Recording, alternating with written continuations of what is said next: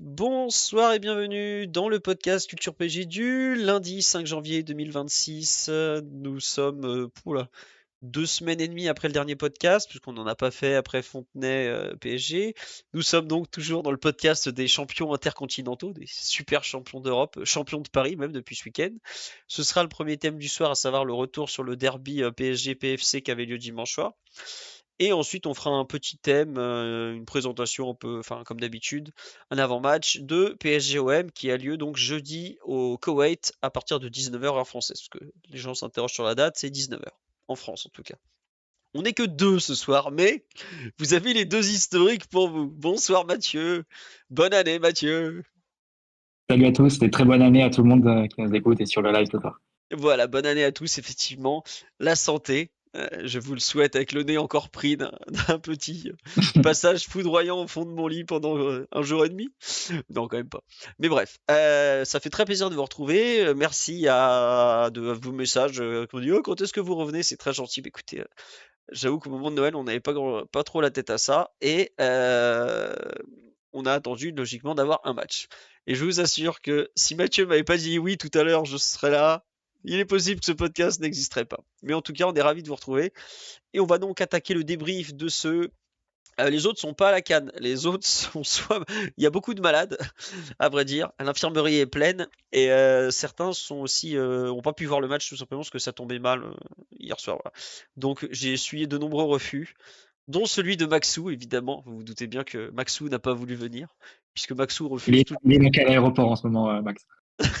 Non, il est dans une autre galère. Je t'expliquerai après si tu veux.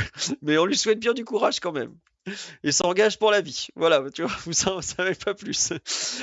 Max qui Euh, est à Caracas en ce moment, il veut pas le révéler, mais voilà, c'est. Alors, je n'ai pas tenté Omar. Omar était, m'a-t-il dit, l'excuse était, je suis coincé dans le shuttle avec Liam Rosenior. Donc, il ne pouvait pas être là. Mais on va quand même passer sur ce PSG Paris FC, qui est donc le premier derby en Ligue 1 entre les deux équipes depuis 47 ans, si je ne me trompe pas, parce que c'était 78. Je vais vous redonner les buteurs, évidemment. À savoir ouverture du score de Désiré Doué, qui était juste avant la pause. Si la page veut bien se charger, c'était 38e, si je ne me trompe pas. Égalisation de Goebbels, ou je sais même pas comment on prononce son nom à ce jeune. 45e, pardon, Doué. Bon, Il vaut mieux le prononcer Goebbels, je pense. ouais, je pense. Il y a des noms qui sont plus durs à porter que d'autres. Il en fait partie. Et enfin, donc 51e, et Dembélé qui marque le but de la victoire à la 53e. Euh, juste donc dans la foulée. Daryl n'étant pas là pour le pouls du match, je vais m'y coller. On va suivre le schéma habituel, ne vous inquiétez pas, même si on n'est que deux, on est rodé comme jamais avec Mathieu. On parle de la célébration Michael Jackson de Désiré sur live, évidemment. Désiré a le sens du show et nous a évidemment régalé en ce sens. Mais pour revenir sur le match, je sais pas ce que enfin, vous me direz si vous êtes d'accord avec ça, mais pour moi, il est découpé un peu en 4 parties, je dirais.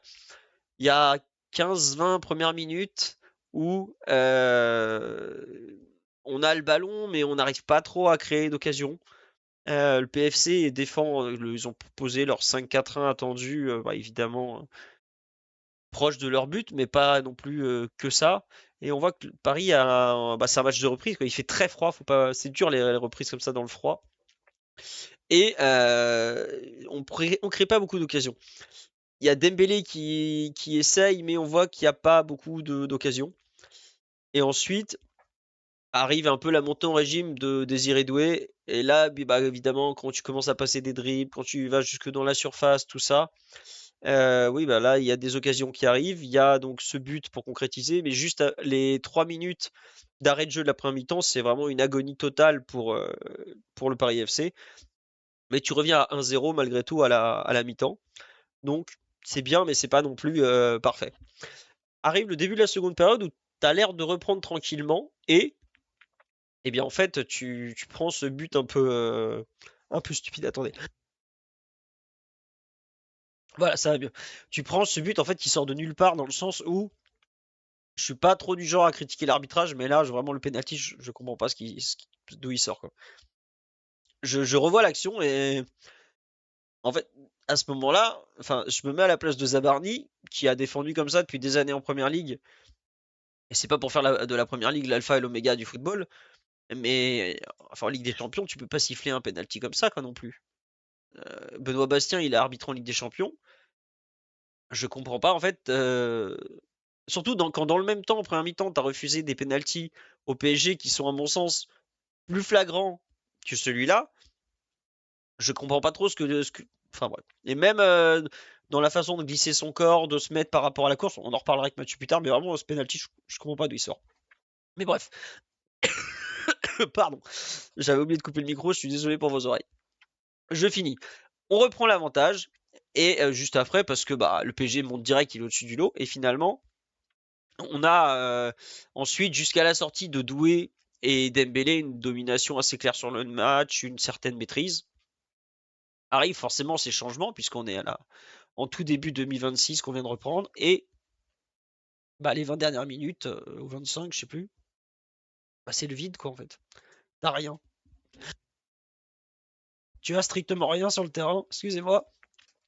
Je sais que ça allait être dur, hein, je vous ai prévenu. Mais tu fais strictement rien.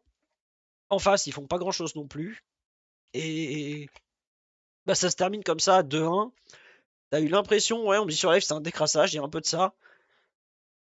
T'aurais pu jouer une heure de plus, je pense que c'était pareil. Donc, t'as eu un match. Vas-y, Mathieu, finis, s'il te plaît. Non, mais je suis assez d'accord avec toi. Je mettrais quand même la première partie, la première mi-temps ensemble avec la suite. Je pense que c'est les deux vont ensemble. Globalement, le PSG a bien démarré en termes de structure. La possession était très claire. La récupération haut sur le terrain aussi était de bonne qualité.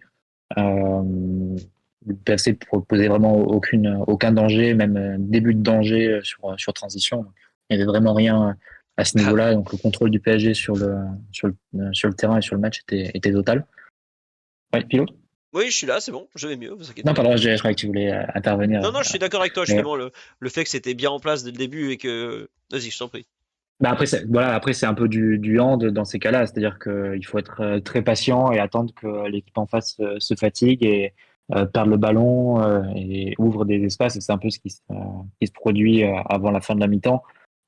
C'est une récupération du PFC. Ils essayent de partir en contre. Il y a un mauvais appui, une mauvaise remise de l'un des deux attaquants du PFC. Le ballon est récupéré. Vitinha, Fabien Ruiz et ensuite voilà, l'équipe qui avait commencé à remonter du PFC est prise à défaut et Doué se retrouve avec pas mal d'espace pour finaliser et pour loger le ballon sur la barre de Kevin Trapp. Mais voilà, c'est ce type de match où il faut être très patient. L'équipe en face propose pas grand-chose, tu la domines clairement à ton aise, mais il faut être patient pour trouver la faille et à moins d'avoir vraiment être en état de flow et comme dirait Luis Enrique, ou vraiment d'inspiration et de forme pour tous les jours offensifs, ce qui n'était pas forcément le cas pour un match de reprise. Ouais. Donc c'est un peu, au final, c'est un match qui a reproché, je trouve, de celui de Saint-Etienne, hein, le match de reprise l'an dernier, Oui, très juste, qu'on ouais. gagne aussi qu'on gagne aussi 2-1. Alors on menait 2-0 et puis on se reprend à 2-1 et puis la fin du match est aussi un peu mi-figue mi-raisin, tu sais pas trop, enfin t'es pas en danger pour te faire reprendre, mais bon avec un seul but de marge, tu sais jamais. Probablement que la première mi-temps l'an dernier face à Saint-Étienne était quand même peut-être de encore meilleure facture, je trouve, Ouais, en termes de création d'occasion. ouais, ouais, on crée beaucoup Euh, plus, ouais. mais globalement c'était intéressant. On a vu des schémas offensifs assez variés devant en termes de positionnement, puisqu'on a commencé avec Mayulu à gauche, Dembélé axe et Doué à droite. Ça a un peu bougé durant la première mi-temps et ça s'est plus figé sur la fin de la première mi-temps, début de deuxième période, avec Dembélé à nouveau côté droit, bah, comme face à Saint-Etienne d'ailleurs, Oui. l'an dernier euh, au match aller au parc. Ça donnait pas mal de situations où Dembélé avait pu prendre de la vitesse et ensuite essayer des combinaisons avec Zaïre Emery ou bien trouver des ballons d'un profondeur ou renverser vers Doué. Mais oui, je te rejoins sur la deuxième période. Il s'est rien passé. Juste un chiffre pour illustrer. Paris finit à 20 frappes sur l'ensemble du match, 16 sur les 45 premières minutes, 4 sur la deuxième période. Donc autant dire, on a été fort inspiré de marquer euh, juste après l'égalisation du PFC parce que je ne sais pas s'il y avait grand-chose pour faire la décision ensuite, hein, parce que Après, clairement sur la dernière demi-heure, les 40 dernières minutes, il s'est vraiment rien passé côté PSG, même et- après les changements. ouais, et peut-être aussi que Luis Enrique fait pas les mêmes changements. il fait peut-être rentrer, comment il s'appelle, Gvara plutôt que de faire rentrer Ensoki par exemple. Et là, bon, ça change peut-être un peu des choses. Mais je suis d'accord qu'effectivement, c'est une excellente comparaison avec le match de Saint-Étienne. Dans les trucs qui m'ont, moi, un peu gêné. Enfin, d'ailleurs, je vous dis que ça va mieux, et de nouveau, ça repart. Non, dans les trucs qui m'ont un peu gêné, c'est le. On n'a quand même pas créé beaucoup d'occasions hier. Et je trouve que ça fait pas mal de matchs où, honnêtement, le PFC, bon, alors, je les ai vus avant la trêve et je les ai trouvés très très mauvais. Alors, entre-temps, évidemment, il y a la trêve, tout ça, ça change les dynamiques, surtout côté PSG, où tu dois créer des occasions. Et comme tu l'as dit, on n'avait pas forcément les gens pour le faire, mais devant, on voit que on est quand même, on a beau nous dire que le PSG est un collectif, et c'est vrai que le PSG est une équipe très collective, tu sens que tu as quand même une dépendance à tes individualités, quoi. Quand Doué se met en mode je suis Désiré Doué, le Golden Boy pendant 25 minutes ou 20 minutes en fin de première mi-temps, bah d'un coup, waouh, tu vois, tu as des différences qui sont faites, hein. Pareil, quand Ousmane commence à faire des décalages ou des actions vraiment de haut niveau, ah, tout de suite, les actions, elles arrivent immédiatement, quoi. T'as pas besoin d'attendre 5 minutes, hein, c'est hop, c'est immédiat, vraiment, quoi. Donc, je me dis qu'on est quand même, et c'est normal, hein, un peu dépendant de 2, 3, 4 joueurs pour créer des occasions. Contrairement à ce que dit un peu la légende qui dit que au BG, tout le monde est interchangeable. Sur ce genre de match, et je trouve que c'est pas mal visible depuis le début de la saison où on crée beaucoup moins, avoir des grosses individualités, bon, ça aide quand même un petit peu quand même. Mais Ah c'est vrai oui, qu'en... juste pour Vas-y, compléter vas-y. ce que tu dis sur la création d'occasion, je faisais un tour sur Understat, donc le site qui répertorie un peu les créations d'occasion et notamment les expected goals. On a créé plus de 2 expected goals dans un match seulement 7 fois sur 17 matchs en Ligue 1 cette année. Hmm. Donc je pense que ça illustre un peu la baisse en termes de création d'occasion qui est évidemment très corrélée à l'absence de certains joueurs. Il suffit de voir un Dembélé en Bah reprise oui. hier, le type d'action et le type de passe notamment qu'il est capable de trouver. Voilà, tu sais que tu peux pas le remplacer numériquement et individuellement par un autre joueur. En termes de qualité, ça n'a rien à voir. Donc, Oui. évidemment, ça l'explique malgré tout. Là où la théorie ou la conclusion sur le fait que Paris, les joueurs, pas forcément interchangeables, mais du moins la force du collectif est quand même soutient vraiment l'équipe. C'est que malgré ça, le PSG a fini la saison, enfin fini la première partie de saison avec donc 39 points Hmm. en 17 matchs. C'est seulement 4 points de moins que l'an dernier à même époque. Ça va. Donc, qui est la saison historique, c'est pas non plus, voilà, on n'est pas largué, c'est seulement 1 point de moins que la saison précédente, où on avait encore Mbappé, Ouais. qui est quand même une sorte de cheat code en Ligue Ah 1. oui, en Ligue 1, ça te Donc, donnait le titre. Globalement, c'est ça, ouais. hein, fallait le dire, hein. Ouais, donc on n'est pas trop mal. Donc au final, bon, c'est pas une première partie de saison complètement incroyable, mais tu projettes sur 38 matchs, ça te met à 88 points, quoi. Donc c'est pour donner un ordre d'idée qu'on comprend et qu'on a un peu en tête, l'ancienne Ligue 1 sur 38 matchs, euh, avec 88 points, normalement t'es champion. Bah, évidemment, Lens fait beaucoup mieux que nos rivaux des ces années précédentes, puisque l'an dernier, c'était Marseille le deuxième, ils avaient 36 points. Ouais. Et l'année précédente, je crois que c'était à duo Nice-Monaco, qui était à 35 ou 34. Ouais, ouais, Donc, c'est un truc du genre, quoi. donc voilà, au final, c'est pas une première partie de saison incroyable du PSG, mais le travail est fait et surtout tu te dis que tu as encore de la marge et les espoirs sont malgré tout permis avec le retour des 2 joueurs que cités. Ouais, non, non, c'est sûr. Mais ce que je veux dire, c'est que sur ce genre de match contre des équipes qui défendent en nombre et relativement bas sur le terrain quand même, tu sens que t'es forcément dépendant de tes meilleurs joueurs. Il n'y a pas de honte à ça, mais disons que par moment, j'entends la légende urbaine, ouais, PSG, ils ont fait aussi bien sans ci, sans ça. Attendez, en termes de création d'occasion, on est quand même. Je crois qu'on est à 0,5 de moins en moyenne depuis le début de la saison en Ligue 1, à cause des absences. Donc, voilà. Mais, vu les circonstances, t'avais vu quelques heures plus tôt Marseille se vautrer lamentablement pour sa reprise à domicile contre Nantes. T'avais vu Lens aller gagner 3-0 à Toulouse dans des circonstances assez favorables. Tu pouvais pas te permettre de laisser passer l'occasion. Tu n'as pas laissé passer l'occasion. Et c'est effectivement une très bonne chose de fait, comme ça, d'avoir comment dirais-je, d'avoir pris les 3 points, quoi. Bon, on verra pour avoir du jeu un peu plus dans les semaines à venir, mais c'est vrai que La comparaison avec Saint-Etienne me fait plaisir, Mathieu, parce que j'avais un peu zappé ce match. Enfin, si ce n'est que Gigio avait pris un coup franc ridicule de Davidashvili en n'étant pas foutu de placer son mur. Et ça permet de, comment dire, je relativiser un peu le match d'hier qui m'a pas vraiment rassuré, qui m'a plus montré le PSG de la deuxième partie d'année 2025 qu'un nouveau PSG qui serait réapparu pendant la trêve grâce aux vacances et tout ça. Donc Après, en fait, oui, vas-y, après, vas-y. il y a aussi des raisons d'être inquiet. Enfin, je veux dire, c'est pas maintenant que tu as tes deux joueurs qui sont revenus, Dembélé et Doué, que tout va s'enclencher comme l'an dernier. Il y a des motifs d'inquiétude sur la première partie de saison, je pense, à plusieurs niveaux, hein, à différents degrés de, de gravité, on va dire, que ce soit l'intégration des deux recrues, le niveau un peu fluctuant de Barcola ou Guevara, par exemple, Mm. sur la première partie de saison. Donc, et rien ne te garantit que voilà, tu vas avoir l'équipe au complet sur les 6 prochains mois.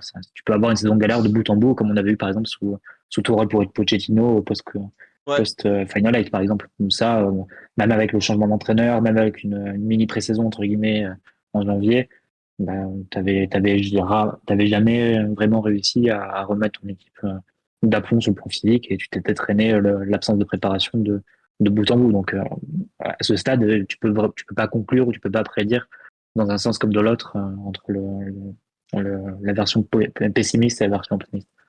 Ouais, on verra. Pour revenir sur ce PSG PFC, moi il y a un truc on va agrandir un peu, agrandir l'analyse un peu globale sur deux trois trucs qui m'ont un peu marqué. J'ai trouvé que nos milieux de terrain, le trio, avait et c'est là où on voit que sa majeure prise avait pas fait preuve d'une immense mobilité, dans le sens où on les a pas beaucoup vus attaquer la ligne défensive du PFC. Ce qui rend le PSG si dur à défendre, c'est justement quand pas Vitinha, quoique Vitinha aussi le fait, même si c'est le plus défensif des trois. Quand Ruiz ou quand Neves va attaquer en seconde lame, en fait, va se glisser et tout ça. Et à part l'occasion là que Neves rate un peu en faisant son espèce de remise pour personne, je sais pas si Ruiz on l'a vu une seule fois dans la surface, ou si une fois là, sur le pressing haut de Dembélé où il envoie une frappe sans calcium. Neves, on l'a pas beaucoup vu. J'ai l'impression que, comme il s'appelle, Vitinha, pareil, est pas du tout monté. Et pour perturber ce PFC qui était bien en place, faut le dire, ils étaient bien organisés défensivement. C'est pas juste poser un but, hein, c'est que c'était bien organisé. Ça a peut-être un peu manqué. Donc, à voir aussi, est-ce que c'est à quel point c'est lié à la reprise, à quel point on peut pas forcément faire beaucoup mieux. Donc, ça m'a un peu. Je sais pas, Mathieu, si t'as eu aussi cette impression de milieu, peut-être un peu trop au milieu. Possible, effectivement, puisqu'il a manqué des occasions venues de leur part. Il n'y a pas eu vraiment d'incursion, d'appel de Fabien Ruiz, par exemple, entre le central et le latéral, Voilà. qui le fait de façon en général assez à propos. Maintenant, il faut aussi garder quelque chose en tête pour le milieu de terrain, c'est qu'ils vont être très sollicités, hein, les trois. Ouais. On n'a pas Alcanguine. Mayoulou joue encore devant parce que voilà, il manque, enfin, il y a des joueurs qui sont en reprise. Zahir Emery est à plein temps au poste d'arrière droit, donc ils sont sans couverture vraiment au milieu. Jantou est blessé également, Mm. donc ils sont sans couverture les trois milieux sur les prochains matchs. Donc je pense qu'en termes de réserve et de euh, maîtrise ou de retenue, Mhm.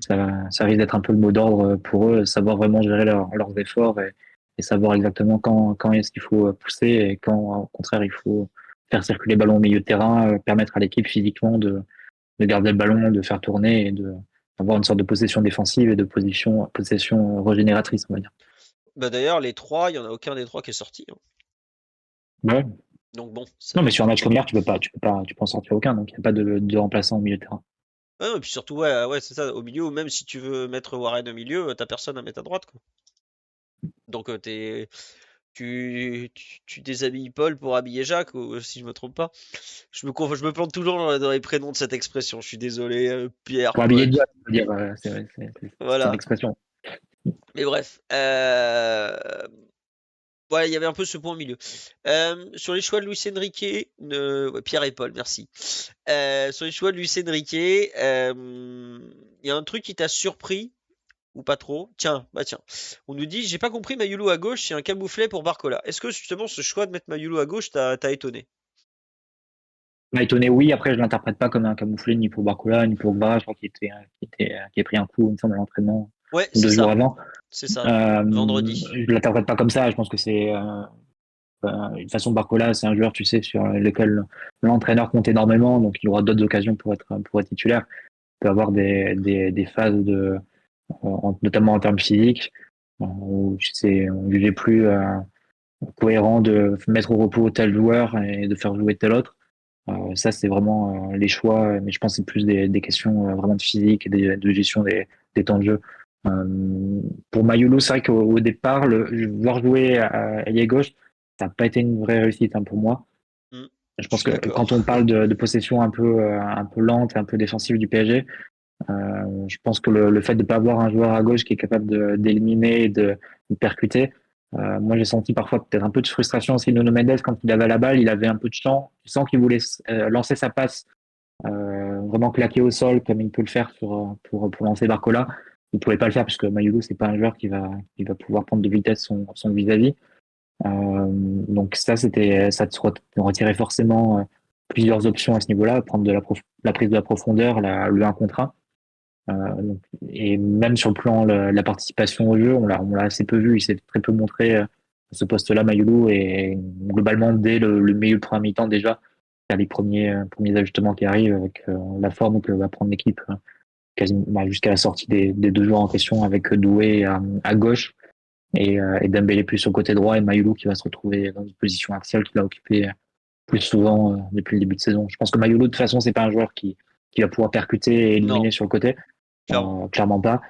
Si tu veux l'utiliser à ce poste-là, c'est pour qu'il rentre à l'intérieur et apporter le surnombre. Mais c'est pas Ouais. forcément comme ça que tu utilises tes ailiers côté PSG. Donc, sur un match comme celui-là, forcément, on peut dire que l'expérience a été plus qu'en 2015. Oui, oui. Et puis globalement, on voit que Mayulu, comme tu dis, il manque de vitesse pour jouer sur un côté. Pour jouer arrière droit, quand t'es lancé, ça passe encore. Mais quand tu dois être lié gauche, qu'il faut des fois démarrer comme ça, arrêter, avec le ballon à faire avancer en plus, c'est plus compliqué pour lui. Et je pense pas que ce soit un camouflet pour Barcola ou pour Gvara. Il y a des raisons physiques, ils ont des indicateurs très précis. C'est comme si vous me disiez que ouais, Ruiz, il n'était pas titulaire pour la Super Coupe d'Europe, en phase de reprise, c'est pareil, c'est pas forcément un camouflet, c'est juste ils ont des données physiques où le joueur a dit écoute, je me sens pas très bien, ou l'entraîneur est dans une gestion aussi sur 3 matchs. Euh, Ça me choque pas. Je pense que Barcola a beaucoup manqué par son mouvement sans ballon au jeu du PSG pour créer des occasions. Ça, je pense qu'il a énormément manqué, mais je le vois pas forcément comme un camouflet. Il faut pas oublier que Bradley il était un peu touché de mémoire avant la trêve. Il n'était pas lors du dernier match à Fontenay. Il avait fait une entrée. Il était remplaçant en finale de la Coupe intercontinentale. Il y a une gestion physique assez importante avec lui depuis maintenant plusieurs semaines, si c'est pas plusieurs mois. C'est un match de reprise. Voilà. On verra. On verra ce que ça va donner, mais j'ai du mal à lire ça comme un camouflet. Voilà. Ouais, fatigue musculaire, ça va un peu tout et rien dire, mais oui, ça veut dire que c'est un joueur qui a beaucoup joué et qui joue des fois en ayant vraiment très mal et qui le fait parce que bah il y a besoin et qu'il est pas trop du genre à se plaindre. Voilà. Sur les aspects collectifs, Mathieu, est-ce qu'il y a un truc qui t'a... Parce que là, on a parlé un peu des choix de Lucien Riquet qui t'a interpellé, la sortie au micro de Ligue 1+, extraordinaire moment d'ailleurs. Pas loin d'être le highlight de la deuxième mi-temps, mais bon, c'est un autre débat. Oui, Mathieu? Hormis les chants en tribune, non, on fera un sujet séparé à ce Ah sujet. là, Non, non, incroyable. sur le plan collectif, on est obligé, je pense, de parler des retours des deux joueurs en question, à savoir Doué et Dembélé. Est-ce que ça peut changer dans le jeu du PSG? Parce que ça touche quand même un nouveau monde, Ah hein, oui. de les avoir de retour. Euh, voilà. Ouais, On peut peut-être attends. commencer par là. Non, juste, ouais, ouais, non, je suis d'accord. Globalement, tu vois, en termes de qualité, enfin, ce que t'apportes de Doué dans le dribble, c'est c'est rarissime, quoi. Et ce que t'apportes Dembélé dans la création, assez fort aussi, hein. Franchement, tu peux avoir n'importe qui sur la planète, ou enfin, peut-être pas, mais qu'est-ce que tu veux avoir des doublures à ces joueurs-là, quoi. Ce que Doué il fait dans le dernier quart d'heure de la première mi-temps, mais la débauche d'énergie, on le sent qu'il est en train de monter en puissance et chaque action, et tu te dis, ah ouais, encore plus fort. Et bon, jusqu'au but où je sais pas ce que Kevin Trapp lui avait fait, mais visiblement, il avait un compte à régler. Et vraiment, on sent le joueur qui est en train de monter en régime.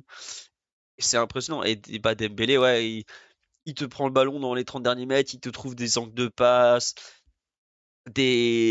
avec sa capacité à être ambidextre et tout. Non, à défendre, d'un coup, c'est beaucoup, beaucoup plus compliqué. Tu rajoutes Gvara sur un côté isolé en 1 contre 1, tu rajoutes la vitesse de Barcola, et puis bah ouais, d'un coup, bizarrement, tu es une équipe. Bon courage pour défendre contre elle, quoi. Mais je trouve encore que Dembélé et Doué n'ont pas encore retrouvé leur capacité à jouer ensemble, mais chacun dans leur registre, c'était déjà vraiment très bien. Je te laisse compléter, mais moi, j'étais sous le charme. Il y a des moments, j'étais, ah ouais, c'est du grand football. Vraiment, tu, tu te régales, quoi, franchement, c'est tout. Mais non, clairement, hein, c'est des joueurs différents, tout simplement, qui font des choses différentes. Et Doué, moi, ça me marque beaucoup, hein. Je trouve que c'est un joueur qui est vraiment devenu très déterminant et qui arrive avec. Tu sens qu'il a un peu l'obsession de vouloir marquer, de vouloir laisser son nom au tableau d'affichage. Mine de rien, c'est son 6e but de la saison pour Doué. Il a marqué dans toutes les compétitions alors qu'il avait joué quelques, quelques bouts de match. Je pense il doit avoir une dizaine ou une douzaine d'apparitions Doué, hein, avec le PSG cette année, donc c'est Je très peu. regarde. Et ouais. Donc il a quasiment un but tous les 2 matchs ou un but tous les 2 apparitions. Donc ça montre quand même le poids statistique qu'il peut prendre. Et puis évidemment toute la palette qu'on lui connaît. C'est vraiment un générateur de danger multifacette par le dribble, le quasi penalty qu'il provoque, par les centres un peu au cordeau, dont un repoussé de façon dangereuse par Kevin Trapp, mais aussi au rentrant depuis le côté gauche, les frappes depuis l'extérieur de la surface également. C'est vraiment un joueur qui a cette capacité à tous les niveaux de pouvoir créer du danger et créer des occasions et rapprocher tout simplement son équipe du but. Et quant à Dembélé, Dembélé qui a aussi très peu joué, hein, sur le début de saison, mais quasiment tous les minutes qu'il a joué, je crois que je le préfère encore par rapport à l'an dernier. C'est vrai? C'est-à-dire que c'est vraiment, bah, je trouve qu'il a un niveau énorme en termes de création Ouais. et de passes qu'il est capable de trouver. Et je m'étais fait la réflexion dès le début face à Tottenham, le premier match, la Super Coupe d'Europe. Alors, c'était pas soutenu durant les 90 minutes, hein. Après, il y a eu un gros moment où il a plongé, etc. Mais les premières minutes de jeu, il envoie 2, 3, 4 passes. Tu te dis, bah, franchement, c'est incroyable ce qu'il fait. Alors, il a une présence encore plus bas sur le terrain. Tu le vois aller chercher les ballons presque dans les pieds des défenseurs ou dans les pieds de Vitinha. Peut-être dans des zones encore plus basses que l'an dernier. Encore que, on se souvient des fameux buts Ouais. face à Arsenal et Liverpool où il vient en appui de la relance. Mais c'est des moments où le PSG relance vraiment de très bas, part de son gardien. Mm. Là, c'est plus quand on est installé dans le camp adverse, il vient aider à la construction. Ça va être intéressant de voir comment il est utilisé parce que évidemment, tu auras besoin de lui dans la surface. Ça reste son meilleur buteur sur les 12 derniers mois. Et son poids statistique a fait qu'on a fait une telle saison et une telle année l'an dernier. Mais tu vois aussi il peut être utilisé plus bas dans un registre créatif, évidemment, qui prend sa part de risque. Un peu le même débat qu'on avait avec Neymar à l'époque, parce que quand tu vas essayer et tenter des passes très difficiles, vraiment claquées, qui ont pour unique but de mettre face au gardien adverse un coéquipier, ben forcément tu prends le risque qu'elle soit contrée. Après, il est fait tellement fort qu'en général, elles sont contrées par l'adversaire, mais elles lui reviennent. Donc c'est un peu comme quand tu tapes contre un mur, ça lui revient et il peut C'est pas ensuite faux, enchaîner ça. l'action. Il a fait plusieurs fois, deux, trois fois au moins sur un match comme hier, et c'est pas le premier match où ça lui se trouve de cette façon, mais forcément c'est un risque parce que tu perds le ballon dans cette zone et tu peux te prendre un contre et tu peux avoir une équipe adverse qui peut attaquer avec les grands espaces. Mais tout ce poids-là à la construction, si on arrive à le mixer avec aussi une présence qu'il peut avoir à la finition et puis l'influence qu'il a sur le côté, puisqu'on l'a vu de longues minutes hier sur le côté droit, qui a longtemps été son côté préférentiel Ah ouais. ces dernières saisons. Bah, voilà, ça donne aussi un joueur, lui aussi, multifacette, qui est capable de créer le danger à peu près de toutes les façons. Ah bah ouais, tu sais, c'est marrant ce que tu me dis, ouais, il vient des fois redescendre le ballon très bas, j'allais dire. Euh, Quand il jouait avec Hakimi sur le côté droit, des fois, il venait le chercher dans les pieds de Hakimi aussi. Je sais pas si tu te rappelles, il y a des actions où il est plus bas que Ugarte encore, tout en bas à droite de l'écran. T'es là, genre, mais qu'est-ce que tu fous là, quoi? Retourne devant, quoi. Et c'est Ousmane, il a besoin de ce contact au ballon très fort. Donc après, il sait Après, faire. il le faisait aussi en tant qu'ailier. Là, il le fait en tant que Ouais, numéro 9 théorique. Donc ça, ouais, c'est, c'est je ça. pense, à aussi C'est vrai que ça change des choses. notre point. Ouais. Mais ouais, ce que tu dis sur la création de Dembélé, c'est vrai que j'ai des comment dire, des connaissances de foot qui me disent ouais autour du PSG. J'adore la période actuelle où quand il peut pas trop dribbler, il est obligé de faire parler son sens du jeu et tu découvres un joueur qui est le sens du jeu de Dembélé est quelque chose de très sous-estimé autour du PSG par exemple. Quand tu demandes les qualités de Dembélé, bon en un tout le monde va te dire le dribble, la fantaisie, tout ça, mais il a un sens du jeu qui est prodigieux. Et c'est vrai que c'est quelque chose qu'on voyait pas beaucoup au début de sa carrière. Une personne sur live tout à l'heure me disait, mais quand est-ce qu'il a switch comme ça? Mais je pense que c'est quelque chose qu'il a mis du temps qu'il a mis du temps à développer et surtout parce que ça a beaucoup été un joueur qu'on mettait le long de la ligne de touche. Ton sens du jeu le long de la ligne de touche, c'est plus dur de l'exprimer que quand tu as le terrain comme ça entièrement devant toi, où tu peux aller à gauche, à droite, tu peux aller où tu veux, tu peux faire ce que tu veux. Mais il y a des moments quand il est dans la surface, il n'a pas d'espace, il anticipe le fait que le défenseur va ouvrir les jambes à un moment pour venir vers lui, pour placer sa passe vers Mayulu, c'est cette action à laquelle je pense, c'est super fort en termes de vision, de compréhension de l'espace, de réalisation technique et tout. Non, très très très Et, fort. et ça permet aussi d'être optimiste pour la suite de sa carrière. C'est toujours un grand défi pour les joueurs, notamment les joueurs offensifs, qui sont beaucoup dans l'élimination, dans le dribble, savoir s'ils vont pouvoir se réinventer. Là, t'imagines Dembélé sans souci à 30 ans passés à distribuer des passes depuis la position numéro 10. Ça, y a pas de souci à ce niveau-là et l'évolution qui est la sienne depuis l'an dernier ou depuis que Luis Enrique a repris le PSG, c'est tant vers ce nouveau type de profil pour lui en fait. Ouais. Et comme tu le disais, les années précédentes, bah, Xavi, Koeman, etc. Koeman, quoique, il mettait Coman plus l'a fait jouer. axial Ouais. quand ils sont passés à trois derrière, notamment quand on les a joués à ce moment-là. Mais Xavi, évidemment, en faisait bah, le joueur qui va longer la ligne par excellence dans le jeu de position catalan. Et Bien c'était un peu rigide. l'idée, je pense, bah, bien rigide. Et c'était sans doute et c'était forcément l'idée de Luis Enrique au départ quand il est arrivé, avant de se rendre compte, d'avoir le courage d'abandonner le duo avec Hakimi. C'était pourtant l'un des gros points forts offensifs du PSG pour ouvrir un nouveau monde et avec Dembélé beaucoup plus axial. Et effectivement, la qualité de passe qu'il a, tu dis forcément avec les joueurs autour, la capacité qu'ont les joueurs autour à beaucoup de proposer en termes de mouvement, en termes d'appel à vide, Ah bah ouais. ça met encore plus en valeur la qualité de distribution que peut avoir un Dembélé. Ouais. Ah, je pense que en plus il y a des moments hier où, par exemple, la remise en talonnade qu'il fait pour Mayulu qui se rate complètement. Si ça finit au fond parce que bah, ça tombe sur Doué qui lui pour le coup a une qualité de frappe un peu supérieure à Mayulu et c'est pas du tout une critique de Mayulu. Hier il était pas dans un beau jour mais sinon il a une vraie qualité de frappe mais il s'est raté. Ah, c'est une action, t'en parles autrement aussi, hein. Parce que la passe, elle est forte, comme on le dit sur la live, et la remise, elle est parfaite, bon timing. Je sais même plus si elle est pied gauche ou pied droit, tellement c'est fluide chez lui, c'est naturel. Donc ouais, il y a quand même de beaux joueurs dans cette équipe. Et j'avoue qu'Ousmane est forcément un joueur que tu retiens, même s'il désiré, mérite toutes nos louanges également par rapport à ce football créatif qu'il propose tous les deux. On nous dit remise tel Neymar vers contre le Bayern. Neymar a eu tellement de gestes géniaux, j'avoue que celui-là je l'avais plus en tête, mais c'est possible. Les mecs, on dirait qu'ils se sont surpris. Bah ouais, tu t'attends pas aux 20 mètres, même pas, il est à 18 mètres du but, Mayoulou, à recevoir une passe pareille avec autant d'espace en fait. Parce qu'il est... Neymar face à Leipzig, non? Le but de Di Maria, c'était ça la référence plutôt? Ah, peut-être, ouais. Parce que, effectivement, oui, oui, c'est. Ouais. C'est peut-être effectivement contre Leipzig, je sais pas, Bayern.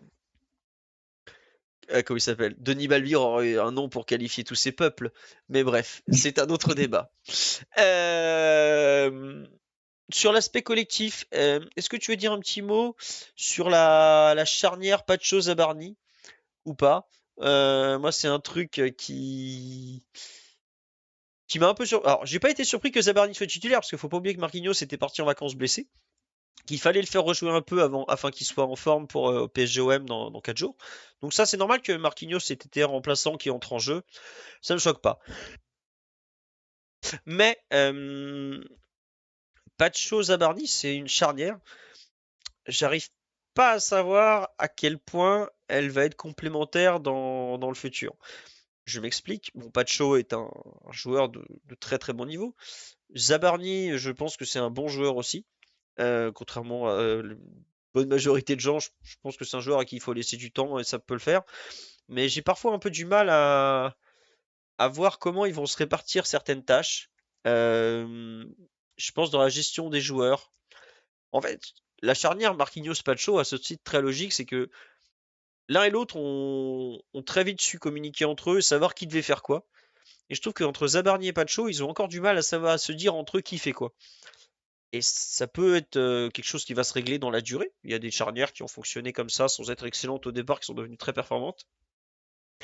Mais il y a des moments où il y a la question individuelle pour Zabarni qui est importante, et je pense qu'on en reparlera peut-être un peu après.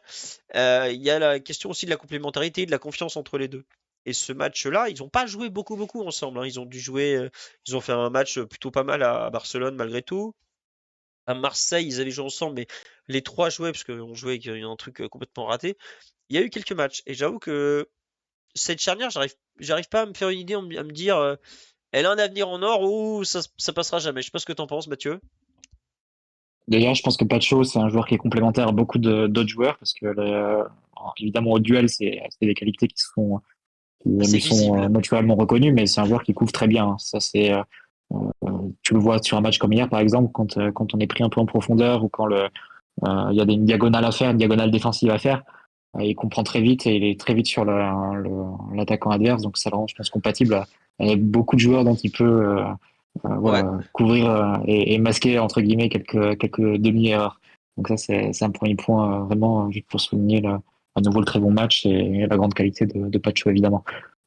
Sur la charnière en tant que telle, bon, comme tu l'as dit, c'est évidemment une charnière qui a très peu de vécu ensemble, hein. ouais, ouais. C'est des joueurs qui ont très peu joué l'un avec l'autre.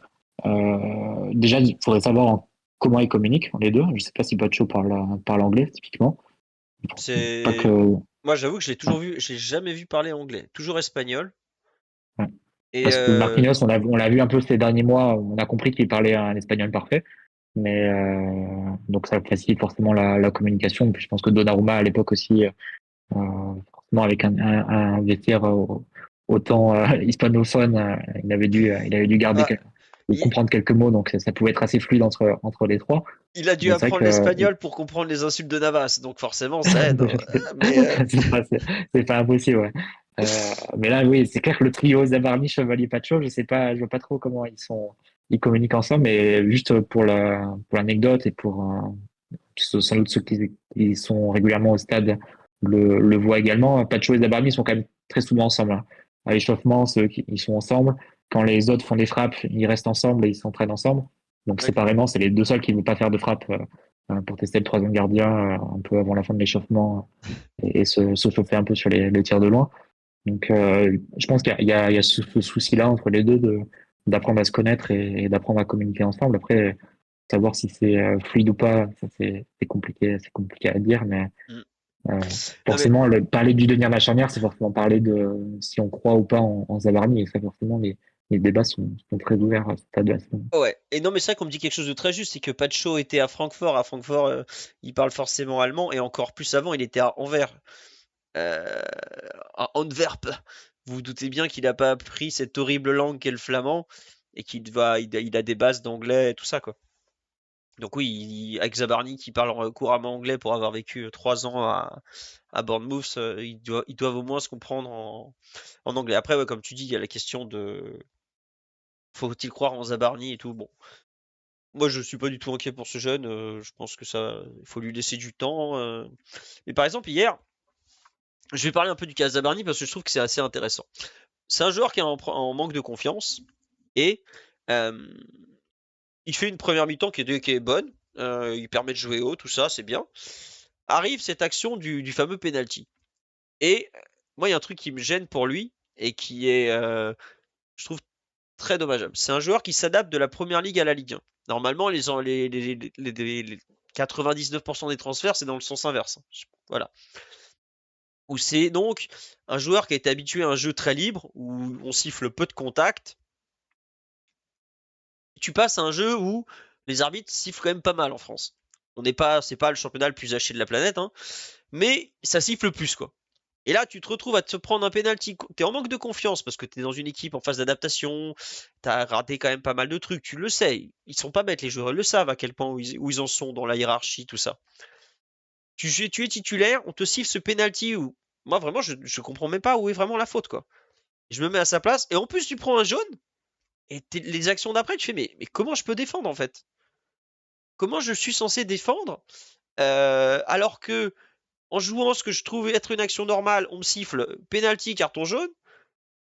C'est compliqué. Je pense qu'il est dans une recherche de repères par rapport à ses partenaires, par rapport à son équipe, par rapport à la façon de défendre du PSG, même si elle se rapproche un peu de Bournemouth, c'est pas pareil non plus, quoi. Ah, euh, enfin, entre guillemets, par rapport à tout ce qu'il a connu, il est dans un grand monde nouveau, et en plus, on lui rajoute cette difficulté de, bah non, tout ce que tu sais faire, en fait, t'as plus le droit de le faire. Mais parce qu'en première ligue, je pense ça fait très cliché de dire ouais, c'est pas sifflé en Angleterre, mais je vois pas comment ce truc peut être sifflé en Angleterre, honnêtement. Voilà, comme on dit sur live en Angleterre, le public il applaudit et les mecs du parquage visiteur derrière ils disent à l'avant-centre lève-toi, lève-toi, y a rien du tout. Au Bernabéu non plus, hein. T'aurais eu un geste de Sergio Ramos avec la main en disant allez, lève-toi. Non mais tu vois ce que je veux dire. Enfin, vous voyez tout ce que je veux dire. Et je me mets à sa place, je me dis attends, t'es dans une équipe, c'est déjà compliqué. Tu as l'arbitre qui te siffle n'importe quoi, qui en plus t'avertit. C'est dur de trouver un équilibre dans ces cas-là. C'est pour ça que je pense qu'il va lui falloir du temps, peut-être plus qu'on imagine. Et il y a besoin qu'il garde confiance en ses moyens. Moi, je trouve qu'il a quand même montré des choses très intéressantes dans l'ensemble.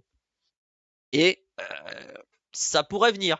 Mais si à moyen terme, il est toujours, comment dirais-je, un peu comme ça, entre deux eaux, à pas savoir trouver sa place, ça va être un peu compliqué. Je vois pas du tout on me parle de Skriniar, qui est effectivement un central droit passé par là.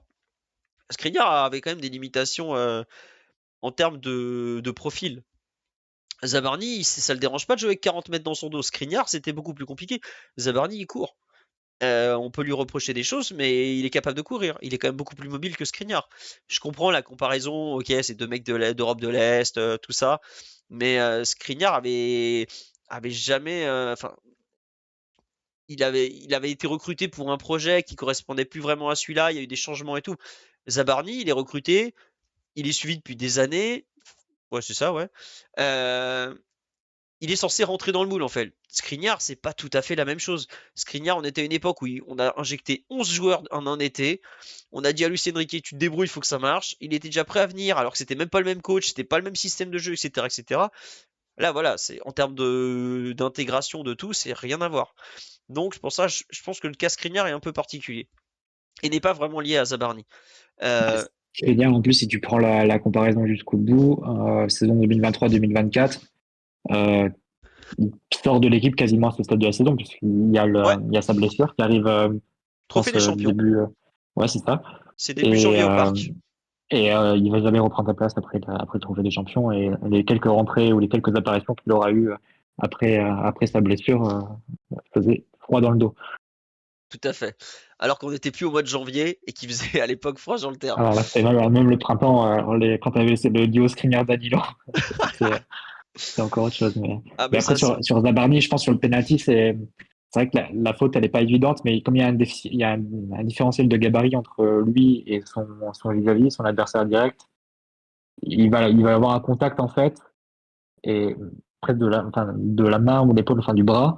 du bras, ouais. Et je pense que, ouais, du bras, et forcément, comme l'adversaire est plus petit, bah, il est un peu Ouais, il va le poussé, quoi. dingue. Et je pense que, Ouais. ouais, et donc, il tombe. Et je pense que c'est ça qui est sifflé. Et à la VAR, est-ce que tu reviens forcément, une fois que c'est sifflé, est-ce que tu reviens dessus à la VAR? Mais c'était Je Stéphanie pense que Frappard c'était, à la VAR, Mathieu. non, mais est-ce que la VAR appelle et dit non, il n'y a pas faute du tout? Il y a un contact, donc il faut que ce soit manifeste pour que la VAR intervienne. Donc c'est ça qui est un peu délicat. Normalement, l'arbitre, en premier lieu, En fait, c'est quelque chose qui doit être géré par l'arbitre, pas quelque chose qui doit être géré par la VAR. C'est l'arbitre en premier lieu qui doit sentir, avec son expérience du jeu et ce qu'il perçoit du bord de la pelouse, que c'est un contact voilà, de joueur à joueur, mais qu'il n'y a pas de poussée vraiment manifeste qui justifie voilà, un penalty et un carton jaune. Et si l'arbitre ne siffle pas, je pense pas que la VAR non plus l'appelle pour dire oui, il y a penalty. Ou alors, Ah non, c'est sûr. Bah non. voilà. Mais tu vois, c'est vrai que je suis d'accord avec cette personne. On me dit, Gori, donc qui est l'avancement du PFC, enfin l'ailier gauche, il se laisse tomber pour moi en fait. Il voit qu'il gère mal sa course par rapport au ballon. Et en fait, après, il se laisse à moitié tomber dans la surface. Et il y a les bras de Zabarni bah, qui le poussent évidemment un peu parce que tout le monde se pousse dans la surface. Faut arrêter de croire que chacun tient sa ligne façon 100 mètres en athlétisme. Et bah, oui, oui, ça finit mal. Mais je me mets à la place de Zabarni, c'est pas facile. Si tu peux même pas défendre comme ça, tu te dis, ouah, c'est chaud ce qu'on me demande là quand même. Donc, Je pense qu'il en a quand même pâti parce que les deux actions suivantes, après le ouais, penalty, c'est deux ballons rendus, hein, ouais, non, tactiquement. c'est sûr. Et d'ailleurs, bah, il sort. C'est quand même assez inhabituel comme de changer sa charnière en cours de match. C'était pas la première fois de la saison, il me semble, que Marquinhos se retrouve à le remplacer en cours de rencontre, ou Je pas de crois que chaud. c'était pas Marquinhos qui était rentré à la place de Beraldo, ou Pacho qui était rentré à la place de Beraldo. Il a changé plein de fois sa défense centrale en cours de match, à domicile souvent. Tu sais, sur les retours de trêve où il faut gérer comme ça des temps de jeu. Il avait sorti Beraldo contre Strasbourg pour faire rentrer, je sais plus si c'était Hernandez ou Pacho. Pareil, parce que Ouais, mais, non, mais Beraldo contre Strasbourg, il sort parce que il est à la ramasse aussi, hein. Ah oui, c'est vrai, oui. Et moi, je le vois un peu. J'ai peur de l'interpréter un peu comme ça pour Zabarni parce qu'il sort un peu après ces deux actions. Il se rate un peu techniquement. Il rend le ballon directement Mm. à l'adversaire. Et j'ai l'impression que ce match d'hier, c'est le seul changement non physique entre guillemets, non gestion des temps de jeu, quoi. Ouais, ouais. À moins que ce soit pour remettre Marquinhos dans le Pour dans moi, le c'est bain avant le match face à Marseille. Ça pour peut moi être c'est aussi une autre ça. façon de le voir. Ouais, je le vois beaucoup plus comme ça parce que sinon Marquinhos, ça voudrait dire qu'il aurait pas joué entre. On va jouer Marseille le 9, c'est ça? Il aurait pas joué entre le 17 décembre et le 9 janvier. Tu attaques direct à Marseille avec changement de température, tout ça. C'est pas facile non plus, hein. Bon. On me dit sur là, l'entrée de Marquinhos était prévue en match. Ouais, je pense aussi, ouais. Pareil, il est sorti Dembélé doué, 70e pile. Ah oui, c'est sûr. Voilà. L'entrée de Marquinhos, je pense qu'elle était un peu prévue aussi. Bah, il rentre. Ouais, voilà, les trois sont d'un coup à la 70e. Bon. C'est ce que ça veut dire qu'il y a quand même 19 minutes entre le moment où Zabarni concède le péno et la sortie. Bon. Voilà. Et aussi, effectivement, le fait d'éviter le deuxième carton jaune. Ça, c'est très juste. Parce que comme ça, quand tu joues des contres et tout, c'est pas facile. Matt, je pense que sur la partie collective, tout ça, on a un peu fait le tour. On a parlé Euh, beaucoup des individualités aussi. On a ouais, fait bah un oui, peu mais un en mix. fait, Ouais. ton match est pas non plus un. Si, il y a un truc que je trouve que le Non, c'était Paris. Non, il y a un truc sur l'aspect collectif que le Paris FC a bien exploité, mais justement, c'est lié à Zabarni. Je sais pas si vous avez. Moi, ça m'a beaucoup choqué à la télé. Quand Ousmane est passé côté droit, donc pour attaquer, Ousmane est un joueur qui va au bout de ses actions, donc il se retrouve très haut sur le terrain. Warren, qui est l'arrière droit, lui, se retrouve beaucoup à jouer au milieu. Plus au milieu que quand il avait que en première mi-temps, je trouve. Et on se retrouve avec un trou un peu côté droit, encore plus flagrant que d'habitude parce que bah, Ousmane pousse très loin ses actions et que Warren avait tendance, je trouve, à trop rentrer à l'intérieur du jeu. Et bah, c'est exactement l'espace que le PFC utilisait pour lancer Gori face à Zabarni en fait. Et si ça s'est pas vu en première mi-temps, c'est parce que justement Warren était moins réaxé vu qu'il n'y avait pas forcément ce besoin par rapport à Ousmane. Et je pense que l'entrée de Dembélé, enfin le décalage de Dembélé sur le côté droit a eu un côté intéressant en termes de percussion, mais a eu des conséquences défensives un peu néfastes, dans le sens où bah, il peut pas être effectivement jusqu'au poteau de corner et ensuite faire 60 mètres en revenant, en sprintant, parce que c'est juste pas possible, quoi. Je sais pas si tu as eu cette impression toi aussi. Non, mais je suis d'accord avec toi, mais c'est aussi la façon de défendre du PSG. Tu le vois aussi Oui. quand Hakimi est là. Il va rentrer à l'intérieur, il va se projeter très loin offensivement, et tu couvres ensuite la largeur défensive avec trois joueurs, dont le central droit en théorie, qui est souvent Marquinhos, qui doit couvrir sur la largeur, hein. C'est aussi ce qu'avait pu exploiter une équipe comme Arsenal, Ouais. à aller-retour, en se procurant des très grosses occasions sur cette situation où Hakimi n'est pas présent pour couvrir, ou bien Aston Villa au retour Mm. aussi, avec Hakimi qui était attiré axial et ensuite à Aston Villa qui pouvait vraiment percuter sur le côté gauche. Donc ça, c'est un peu les risques du métier, entre guillemets, les phases où tu peux te faire prendre si t'es pas bien placé et si l'adversaire arrive techniquement à créer à faire partir ce genre de situation en rencontre. Mais tu vois, Donc, ouais. je suis d'accord avec toi que c'est un déséquilibre assumé du PSG. Mais la différence entre ce qu'on voit d'habitude et ce qu'on voit hier, c'est que déjà c'est Dembélé l'ailier, et de par le fait qu'il porte le ballon plus haut sur le terrain, et que Warren donc s'injecte plus au milieu, j'ai envie de te dire, l'espace créé est plus grand en fait à défendre ensuite. Et c'est là où bah, c'est beaucoup plus dur globalement. Plus t'as d'espace à défendre, plus c'est dur. Et c'est en ce sens, je trouve que l'entrée de Dembélé apporte beaucoup offensivement parce que bah, sur le côté, on sait que c'est un mec qui est très très fort. Alors c'est devenu un ballon d'or en jouant dans l'axe, mais ça c'est une autre question. C'est un équilibre plus global. Mais on sait que côté droit, Dembélé, tu le mets dans l'un contre un. Moi, quand j'ai vu le pauvre Thibaut De Smet aller face à Ousmane Dembélé, le but était pas encore marqué. Je savais déjà que Dembélé, il allait s'amuser avec lui. Bah ça a pas loupé. D'ailleurs, il lui a fait le coup. Je fais semblant de partir extérieur, je pars intérieur. Et Otavio qui dit à 2 mètres après le but, mais non, mais suis. Qu'est-ce que t'as fait? Mon grand, il s'est pris Ousmane Dembélé qui arrive plein de balles. Va à sa place, tu te serais fait à manger aussi. Hein. Et le coup de l'appel de ouais, va faire des 1 contre 1 contre Ousmane Dembélé, tu verras combien tu vas C'est un en peu le même gagner. but que face à Brest en Ligue des Champions. Ouais, Alors, la frappe n'est ou, pas déviée face à ou, Brest, mais c'est ou un peu contre quand il Sainté. arrive comme ça. Ouais. Ou Mais Sainté aussi, bien sûr. Hein. bah Mm. ouais, c'est vraiment le but. Tu sais quand il est comme ça, il arrive lancé depuis la droite, il a la solution, je pousse jusqu'à la ligne de but pour centrer ou je reviens intérieur pour frapper pied gauche. Ah, il n'y a pas beaucoup de joueurs pires que lui dans cette situation. Vraiment, t'es un défenseur, je vois pas qui tu peux espérer de pire que ça encore. Il arrive comme une balle, tu sais qu'il a les 2 pieds, il a la conduite. Oh là là, c'est redoutable. Et d'ailleurs, ça fait but. Donc juste, il y avait cet ajustement défensif, moi, qui m'a un peu gêné en deuxième mi-temps, mais sinon, bon. On a un peu fait le tour globalement sur ce match d'un point de vue individuel. Est-ce qu'il y a d'autres joueurs dont tu veux parler? On a évoqué un peu la complémentarité de la charnière, tout ça. Ah oui, tout à l'heure, il y avait une question justement, parce que je voudrais parler un peu vite fait du match de Pacho. Pourquoi on nous dit en début de match, Pacho a beaucoup compensé à droite. Je pense que c'est une façon de Non, c'est lancer. une diagonale qui fait à un moment, bah, en fait, ils vont pas rechanger de position avec Zabarni tout de suite. Il faut attendre la fin de l'action suivante, quand le ballon arrive en touche ou que le ballon soit vraiment très haut et très loin dans le camp adverse. Mais une ou deux fois en premier temps, notamment, bah, Pacho a été appelé pour faire une couverture diagonale sur le côté droit. Bah, Zabarni, forcément, il va se positionner ensuite à sa gauche et il garde cette position-là jusqu'à ce qu'il ait le temps d'interchange à nouveau. C'était pas un choix de Luis Enrique de mettre les défenseurs centraux en faux pied. Ouais, non, c'est sûr. Puis, non, globalement, au match de Pacho, bah, il y a tout ce qui est duel, tout ça. T'en as parlé tout à l'heure face à Goebbels, où il s'en sort évidemment très bien. Où bah, il a des jambes qui sont immenses, Pacho. Vous regarderez, ça aide aussi pour ça qu'il gagne tant de ballons bah, dans les duels comme ça. Il arrive toujours à glisser le bout du pied parce qu'il a des jambes immenses. Et ça, pour lui, ça lui évite d'avoir à passer tout le corps devant le joueur. C'est plus facile. Mais il y a un truc dont tu as parlé aussi rapidement qui est très sous-coté dans le jeu de Pacho, c'est la qualité de lecture des situations, quoi. Ah, bien sûr. Si le ballon lui retombe dessus au 16 m 50 alors qu'il est des fois en infériorité numérique, c'est parce qu'il sent le jeu, mais de façon incroyable. Il prend jamais de carton, Ouais. mais ça c'est évident. On n'en parle jamais, évidemment. Mais il a une sensibilité pour où va finir le ballon, où va aller le ballon, qui est vraiment très très bonne. Je dirais pas il y a une référence au PSG à ce niveau-là qui est, je pense, intouchable, euh, qui est Thiago Silva, hein, pour ceux qui n'ont pas compris, qui lui était encore au-dessus parce que bah il a un nez pour ça qui est hors norme. Mais pour un joueur de Pacho, il a 23, 24 ans, je pense maintenant. Euh, Impressionnant, je trouve. Vraiment, Mais vas-y, Mathieu, pardon.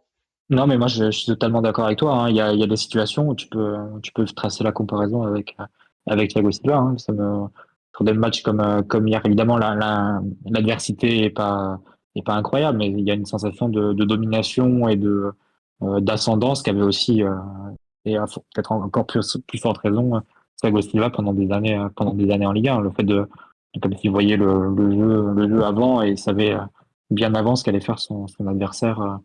Face à lui et Pacho il a ça tu trouves pas forcément ce genre en tout cas pas beaucoup je trouve ce genre de cas où tu as un joueur qui est très fort physiquement, mais qui va pas forcément, il va pas jouer que sur son physique, en fait.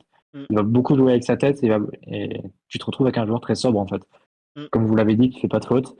À part quand il est pris bah, vraiment par l'attaquant qui a réussi à le crocheter sur un contrôle orienté, bon, ça arrive, mais il n'y a pas à donner de faute bête, gratuite quand il se retrouve à presser l'adversaire et à le chasser un peu, ce que c'est parfois un peu le défaut de Kipembe, je trouve, Ouais, totalement. Ouais. d'être très agressif et parfois de donner des fautes un peu faciles, de donner des coups francs.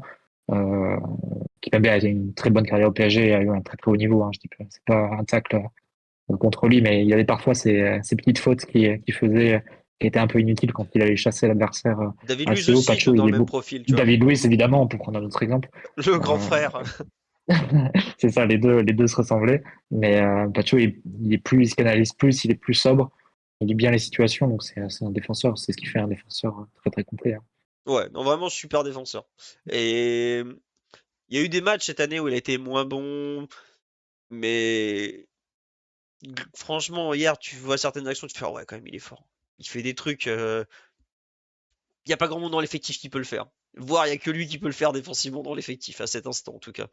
Certains ont peut-être su le faire à une époque, mais sont plus trop en mesure à 34, 31 ans, c'est Marquis.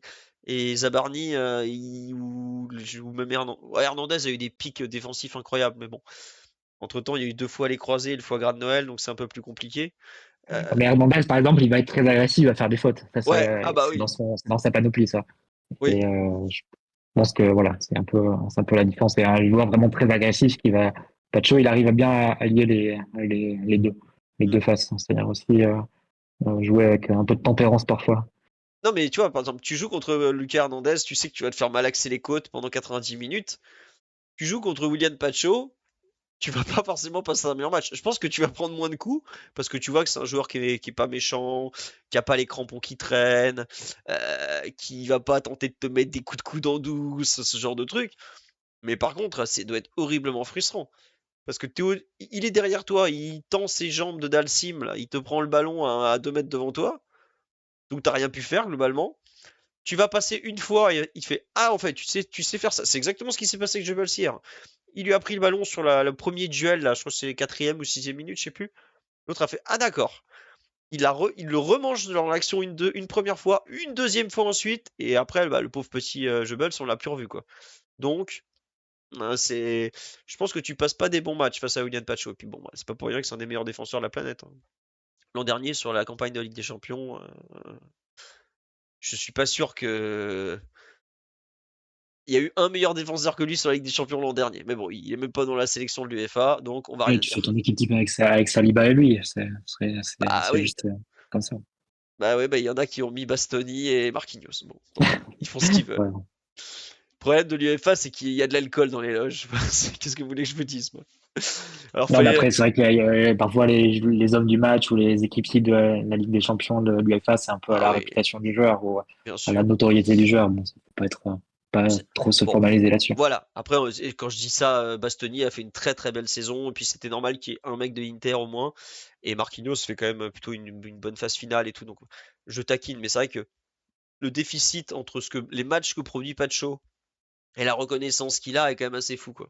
D'ailleurs, ça m'a fait plaisir quand The Best a reconnu un peu que William Pacho était comme ça de la caste des top défenseurs, quoi. Donc c'est bien, il le mérite, cette reconnaissance.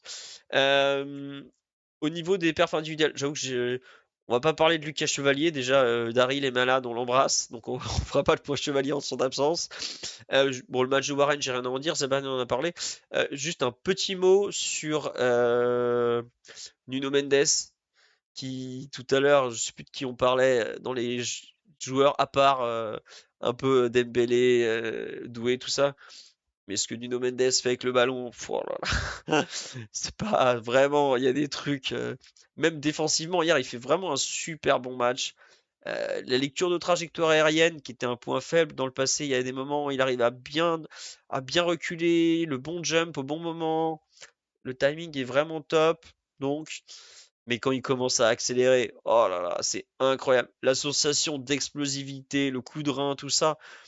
Mais normalement, il y a un côté, une fusée, tout ça, mais je sais pas si vous vous rendez compte, la justesse technique quand il commence à accélérer, le petit coup de pied qu'il donne au ballon, avant de faire l'effort physique ultra intense qu'il fait, la justesse que ce petit numéro a en fait. La justesse technique, elle est folle. Le ballon, il part exactement où il veut et après, il met les coups de rein, la conduite de balle, la vitesse de Nuno Mendes et la conduite de balle qu'il a. Il perd rarement le ballon, je veux dire, dans les 2-3 premiers appuis. Alors, des fois, il fait 4, 5, 6 appuis, il abuse un peu. Mais ouais, je suis d'accord avec sur là, il marque un but hier, il passe off du match, ouais. Mais non, non, vraiment, il a, quand il est comme ça, en pleine forme et tout, c'est vraiment un joueur très à part et que t'es obligé d'aimer, quoi. Vraiment, il fait, enfin, en plus, il est gentil, je veux dire, il joue pas sale, il pense qu'à attaquer, il partage le ballon, il fait les efforts défensifs. Non, c'est si beau. Oui, Mathieu, Que de louanges sur nos joueurs sur cette partie Ah oui, horrible. des Mais c'est vrai, performances ouais, non, individuelles. mais. Ça se voit qu'on les aime bien, Ah bah qu'on ouais. aime bien cette équipe. Ouais. Non, mais ça faisait 3 semaines qu'on les avait pas vus jouer et tout. Tu fais, ah, c'est bien, gars. Moi, je veux pas dénoncer, mais il y a des gens qui suivent la CAN assidûment qui m'ont dit, putain, c'est quand même autre chose en termes de foot, hein. Donc bon, je vous laisserai avec. Je vous donnerai les noms contre des dons. Mais bref, ça s'appelle du chantage, oui. Mais en tout cas, ouais, non, Nuno, c'était cool. Je préfère Backer. Bah, Mitch, d'ailleurs, si je me trompe pas, doit être dans le milieu 2 tiers de la rééducation de ses croisés. Donc, accroche-toi, Mitch, tu es toujours le meilleur. Mais bon. Au milieu, bon, on n'a pas grand-chose à dire, je pense, sur Neves, Vitinha, Ruiz. Devant, on a parlé des trois. Euh, on a un peu fait le tour sur ce PSG-PFC. Il y a autre chose que vous voulez rajouter, le live au niveau des entrées, bon, bah Barcola, ça a été quelconque. Un petit jeu M et joueurs marocains. Franchement, je pense que les joueurs marocains vivent une compétition horrible. Ils ont une pression telle sur eux. Il y a un côté, la victoire finale ou l'échec qui Le est. Brésil 2014 un peu ou pas à ce Ah point? ouais, mais tu te rends compte, ça fait 50 ans qu'ils n'ont pas gagné la CAN. Ils sont chez eux. Ils mènent pas la mi-temps, ils se font siffler. Ils gagnent, ils se font siffler. Oh là là, c'est. Non mais c'est. Je pense que c'est invivable. Vraiment, je m'en fous un peu qui gagne la CAN, dans le fond, que ce soit une belle équipe, tant mieux. Ça fait 20 ans qu'ils attendent une finale, le Maroc, 22 ans même. Waouh, waouh, waouh. Non, vraiment, c'est terrible, hein. Là, contre la Tanzanie, mais tous les matchs ont été compliqués du Maroc. Mais c'est tellement. La pression qu'ils subissent est inhumaine. Vraiment, ouais, un peu de Brésil 2014, comme tu dis, Mathieu. Ou même Brésil 2016, les JO, ils les avaient jamais gagnés, tout ça, donc c'est compliqué. Mais je suis pas sûr qu'ils prennent beaucoup de plaisir. C'est peut-être aussi pour ça que c'est aussi compliqué. Après, bon, bah, faut l'assumer le statut, hein. Voilà. Algérie J'ai pas vu la CAN, mais est-ce que comme le Brésil en 2014, il pleure durant l'hymne et tout ça, Ah peut-être pas bah, encore. il y a Walid Regragui qui a sorti naturellement le Marocain est émotif. Bon, voilà, ça répond à ta question. Bon, j'étais là genre, c'est quoi cette phrase? Elle est bizarre un peu. Faut les laisser pleurer s'ils veulent pleurer. T'as pas besoin de nous sortir un truc national. Bref. Mais vraiment pour suivre ça un peu de près pour Hakimi notamment et pour les joueurs parce que c'est quand même une très belle compétition. Ouais, on a totalement dérivé, mais Nuno il a un peu du Cap-Vert donc on a le droit. Bon, c'est vraiment dur pour les joueurs, je pense, de supporter comme ça la pression à domicile. La Côte d'Ivoire, à la précédente CAN, avait quand même complètement raté son début avant de se sentir porté par les astres avec sa qualification miraculeuse pour les huitièmes et d'aller au bout. Donc, ça peut tout changer entre la phase de poule, le tableau final, tout ça, mais vraiment, c'est très très dur. J'ai parfois un peu de peine pour eux, même si j'avoue que comment il s'appelle? Ah, le sélectionneur du Maroc, des fois, je suis là, genre, oh là là là là. Oui, Mbaye est très bon à la CAN. C'est une des très bonnes surprises du Sénégal qui fait pas des matchs extraordinaires. Euh, mais Mbaye fait des bonnes entrées en jeu. Il a marqué ce week-end pour la première fois. C'était contre le Soudan, si je me trompe pas. Joli but sur une belle passe de Sadio Mané, même si la passe est légèrement touchée. L'idée était là et je suis surtout content de la finition. Comme ça, angle fermé un peu. Il va chercher une bonne zone du but. C'était très bien. On a fini sur PSG PFC. On a été un peu trop positif par rapport à la qualité du match, mais comme on a parlé des joueurs, on ne peut pas dire qu'on a des joueurs flingués alors que c'est pas le cas. Est-ce que Maza a le niveau pour le PSG? Alors, si vous êtes algérien, la réponse est évidemment oui. Si vous êtes un observateur neutre, vous dites peut-être qu'on va attendre autre chose que la CAN. Mais sinon, Maza, qui est un joueur qui joue en Allemagne, qui joue, si je me trompe pas, au Bayern, Ibrahim Maza est un extraordinaire talent. Mais je sais pas s'il a envie de venir au PSG, je sais même pas si le PSG le suit. Et c'est vraiment un très très gros jeu talent. Ah non, vraiment, l'Algérie a fait un super coup en arrivant, en réussissant à le récupérer alors qu'il avait joué pour l'Allemagne en jeune pendant des années et des années, quoi. Et évidemment, il sort du centre de formation du Hertha Berlin qui végète toujours au fin fond la D2 allemande, puisque c'est un des clubs les plus mal gérés d'Allemagne. Bravo à eux les nazes. Sur ce point Bundesliga, on va repasser à nos moutons. Entrée kata de Ensoki. Alors, attendez, il y a deux trucs d'abord. Algérie-Congo, vous voyez quoi? Oh là là, j'aime pas trop ce que j'ai vu de l'Algérie jusque-là. Mais le Congo, je trouve qu'ils sont sur une bonne dynamique. Les qualifs pour la Coupe du Monde, les barrages, tout ça. En termes de talent, je dirais plutôt Algérie quand même. Mais peut-être que le Congo est des petits trucs mentaux qui ont sauté avec la qualification. Enfin, c'est pas validé encore la qualification pour la Coupe du Monde. Mais j'aurais peut-être Congo pour une fois. Et sinon, j'aurais plutôt dit Algérie. Mais c'est pas très dur, hein. Quart de finale de la CAN, déjà vous pariez contre le Mali, c'est du 100%, je vous assure. Bref, on va revenir à nos moutons. Mathieu a coupé le micro depuis 5 minutes, il me laisse parler de la CAN, il en a plus rien à secouer. Je peux essayer de parler de matchs que j'ai absolument pas vu, mais ça risque d'être un peu difficile. Ah là là. Et on embrasse Elton Mokolo et fier représentant de la RDC évidemment, pour la suite de la compétition. On va quand même passer à PSG-OM, donc de jeudi à 19h, j'allais dire mercredi soir, mais c'est ni l'un ni l'autre, c'est donc jeudi à 19h. On va faire comme d'habitude les petites compositions à attendre. C'est marrant, c'est que je cherche des photos de l'année dernière, il n'y a plus aucun joueur côté OM qui est encore là. Rabiot il est parti, machin il est parti, tiens, Kondogbia et Nuno Mendes, voilà, au moins les deux seront là. Mathieu, de ton côté, quelle équipe du PSG tu vois pour ce match? Safonov avec un bras en écharpe ou pas? Alors, je pense que l'équipe est assez facile à trouver cette fois.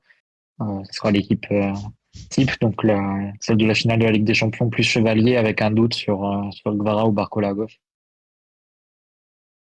D'accord. Non, non, mais je vois ce que tu veux dire. Finale de la Ligue des Champions, j'ai oublié Hakimi pas là, il y a vraiment équipe pour le remplacer, Oui, mais non, voilà. mais on avait compris. Non, mais c'est marrant, c'est qu'avant la finale Ligue des Champions, le doute c'était entre Doué et Barcola, tu vois. Maintenant, le doute il a changé, quoi. Pas de doute pour tout le monde, mais Ah, oh là là, qu'il est prétentieux. Mais non, mais n'empêche que tu avais raison. On dit attention, il sort d'un très gros match contre Nantes. Ah bah le Nantes de Ahmed Kantari, qu'on m'a décrit comme le Comboiré 2.0, je comprends qu'il soit tombé de haut. Mais bon, non, ouais, globalement, la compo du PSG. Je me demande quand même comment il va choisir entre Kvara et Barcola. Parce que l'OM est une. Wea côté droit, côté Oh, Marseille. alors Marseille, Ouéa, ils le font jouer partout. L'autre fois, il a commencé lié droit, il a fini arrière gauche, des fois c'est le contraire. On les met à combien de points derrière en cas de victoire? Ah, le trophée des champions, c'est comme la Coupe de France, tu repars pas avec les 3 points. T'as une coupe et c'est tout, hein. Voilà. Et Ahmed Kantari, c'était un joueur de Brest, et Ahmed Kantari est surtout un joueur formé au PSG. Ahmed Kantari était la génération juste après Jean-Michel Badiane. Mais si je dirais qu'il a été un peu moins marketé que Jean-Michel Badiane, alors que c'était pourtant un meilleur joueur. Et il a fait une carrière très honorable en Ligue 1, Ligue 2 notamment. Voilà. Il y a très peu globalement de considération pour les rivalités dans le Grand Ouest, j'ai l'impression, parce que notamment côté Rennes, il y a des joueurs anciens de Brest, anciens de Nantes, anciens de Ah bah, Guingamp. Vraiment, ils ont ils ont aucun respect pour la tifoseria locale. la Bretagne au-dessus de tout, Mathieu. Qu'est-ce que tu veux que je te dise? Ah bon. Non, non, c'est pas le match retour du championnat. Non, non, le match retour du championnat, c'est le 7 février, je crois. Voilà. Est-ce que les joueurs ont-ils tous bien noté comment s'est passée la rencontre au Vélodrome? Bah, je ne sais pas, mais j'espère que ceux qui étaient sur place le raconteront parce que c'est vrai qu'on s'était fait un peu taper dessus physiquement sans que l'arbitre ni que les Parisiens ne réagissent vraiment. Donc, à Mais voir. c'est vrai que c'est un match piège parce que t'as que 90 minutes pour faire la différence. Hmm. Puisque après, c'est les tirs au but et on en est quand même à 4 gagnés d'affilée. Donc, à un moment, en termes de probabilité, on va bien en perdre un. Donc, il vaut mieux faire la différence avant. Ouais. Et, Et donc, voilà, sur les 80 minutes, je pense que l'OM va être sur une partition très défensive comme ils avaient fait lors du match aller. Et globalement, leur dynamique tend plutôt à cela. Et puis le fait qu'ils jouent à 5 derrière maintenant, de ce que j'ai compris. Ouais, alors ça, Euh, méfie-toi, hein. Non, mais ouais, en théorie, oui, mais le truc, c'est que un coup, ils jouent à 4, un coup, ils jouent à 5. Ils savent pas eux-mêmes où est-ce qu'ils vont. Bon, ce week-end, ils ont commencé comment ça s'appelle? À 3 derrière, mais ils ont changé d'avis entre-temps. Ils sont revenus, ils ont ci, ils ont ça. Bon, ils savent globalement pas trop où ils en sont tactiquement. Marseille, bon, je vais présenter un peu leur 11 hein, avec les quelques billes que j'ai. À savoir, j'ai pas tout regardé non plus de chez eux, hein, ne m'en voulez pas. Dans les buts, ça sera Rudy, forcément. Il y a la première question, effectivement, est-ce qu'il joue à 3 ou à 4 derrière? Alors, normalement, il devrait récupérer Balerdi qui était malade ce week-end. Donc, ça pourrait être Balerdi et Medina dans l'axe, ou Balerdi et Pavard dans l'axe, avec éventuellement peut-être Wea à droite carrément, ou Murillo à droite. Il y a Medina, est-ce qu'ils vont le faire jouer dans l'axe? Est-ce qu'ils vont le faire jouer arrière gauche? Je pense que Emerson jouera plutôt arrière gauche. Si Emerson joue arrière gauche d'une défense à 4, en théorie, il n'y a pas trop de place pour Medina, ça serait plutôt Balerdi Pavard. L'absence d'Aguerd est quand même un gros problème pour eux parce que c'est leur élément le plus fiable derrière, d'assez loin. C'est celui qui stabilise tout le monde, qui est un peu le patron défensif, quoi, tout simplement. Donc, pour eux, c'est quand même une grosse absence, puisque pour ceux qui suivent pas, il est évidemment à la CAN avec le Maroc. Voilà. Au milieu du terrain, donc pas de Vermeeren, parce que ils ont beaucoup de joueurs, mais ils ont pas beaucoup de bons. En fait, ils ont une infinité de joueurs moyens, pour résumer un peu la chose. Donc, c'est pas super pratique pour eux. Au milieu, donc Højbjerg, forcément, associé avec, bah, pas Vermeeren, il est suspendu. Je pense qu'il va faire jouer Højbjerg et Kondogbia ensemble. Et puis bah, ensuite, il faut trouver des joueurs devant. Bon, alors il y aura Greenwood, Aubameyang et probablement Pike Chao titulaire. Est-ce qu'il complète au milieu en mettant Wea quelque part? Euh, je sais pas trop honnêtement. Là, faut quand même vous rendre compte que le dernier match contre Nantes, ils ont créé 0,78 expected goals, ils ont concédé 3,63. Alors ok, Nantes a joué une bonne partie du match à 11 contre 10, puis 11 contre 9, mais euh, ils ont quand même un but refusé, Nantes, qui est quand même très gentil d'être refusé, pour ne pas dire autrement, c'est un vol manifeste. L'OM concède pas mal d'occasions. Il y a eu une époque dans la saison vers septembre, octobre, après notamment la première mi-temps à Madrid, ils avaient bien corrigé défensivement. Là, depuis un certain temps, ça flotte quand même beaucoup. Rulli est plus dans sa forme estivale où il arrête tout. Il a fait pas mal d'erreurs dernièrement. Bon. En revanche, ils vont retrouver du banc de touche parce que Gouiri a fait son retour ce week-end, si je me trompe pas. Ouais, c'est ça, il est rentré un quart d'heure, 20 minutes. Traoré, celui qui était à Auxerre l'an dernier, qui a été très bon. Voilà. Et comme on dit sur le live, il y a un régional de l'étape. Le duo, le double pivot.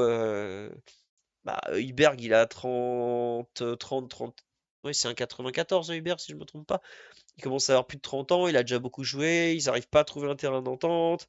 Rabiot a pas vraiment été remplacé alors que c'était le joueur qui faisait la liaison entre le milieu et l'attaque chez eux.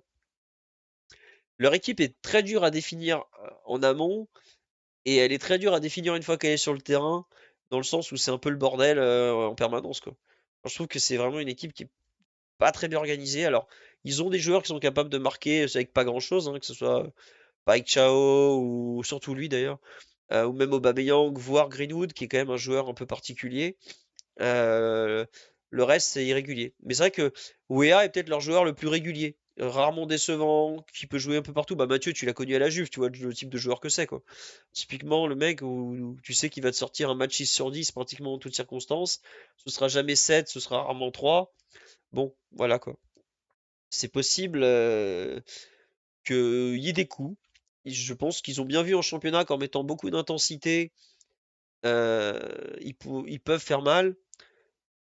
Je sais pas s'ils seront en mesure de le faire comme ça, pas chez eux, dans une période où ils sont vraiment dans le doute. Euh, c'est pas. C'est pas facile. Je sais pas côté PSG à quel point on a un sentiment de revanche. T'as une idée sur ce point, toi? C'est difficile à lire de notre côté. Je ne sais pas si Luis Enrique joue beaucoup là-dessus émotionnellement. Ce serait intéressant de savoir quels sont les leviers qu'il peut utiliser. Il donne assez peu d'indications en général en conférence de presse à ce niveau. De Zerbi, par contre, tu sais qu'il va y aller, quoi. Il va, il va prendre son plus beau costume démagogique dans le vestiaire, convoquer toutes les références face à l'argent du PSG, etc. Il va en faire des caisses comme à son habitude et il va essayer de motiver ses joueurs pour qu'au niveau de l'agressivité, au niveau de l'engagement, ils soient au maximum pour pouvoir égaler les conditions et niveler le match. Mais moi, c'est un peu ce que je crains sur un match comme celui de jeudi, hein. C'est-à-dire qu'il y a quelque chose d'assez fermé, Ouais. qui soit très tendu et qui se joue en fait un match où il ne va pas se passer grand-chose en fait, et qui peut se jouer sur une action, sur un détail, ou aller carrément au tir au but en fait. Mm. Même si on est sur une très très bonne série, ça serait quand même bien de l'éviter par pure superstition, en tout cas de mon côté. Le très superstitieux Mathieu vous dit pitié, pas les tirs au but. Non, mais puis même globalement, au bout d'un moment, euh, tirs au but, oui, tu peux les travailler, tout ça, mais même Luis Non, Enrique mais le tu vas dit pas en gagner 10 d'affilée, voilà. tu peux pas. Voilà. Et même lui, il le dit qu'il y a une part de chance dans les pénaltys. Il y a pas de honte à le dire qu'il y a la chance, ça existe en football, hein. Et bon, plus tu joues des séances, non, il n'y a pas de prolongation de mémoire. Trophée des champions, jamais de prolongation, hein. L'an dernier, face à Monaco, on la gagne à la toute fin, hein, le but de Ouais, Dembélé, 90e, je crois, pile. sur un centre de Fabien Ruiz. Ouais, très belle action d'ailleurs, très très belle action collective. Le début de Ousmane Ballon d'Or, ça commence là-bas. Vous saurez si Dembélé marque le deuxième Ballon d'Or tombe dans les 6 mois normalement. C'est comme ça. Ouais, pas de prolongation, me confirme-t-on sur le live. Au tir au but, faut faire rentrer le Russe sur un bras. Non mais la question de Chevalier, on n'en a pas parlé du match parce que contre le PFC, il a rien eu à faire. Et bon, c'est pas plus mal hein, qu'il ait rien à faire, ça veut dire que l'équipe elle tourne bien.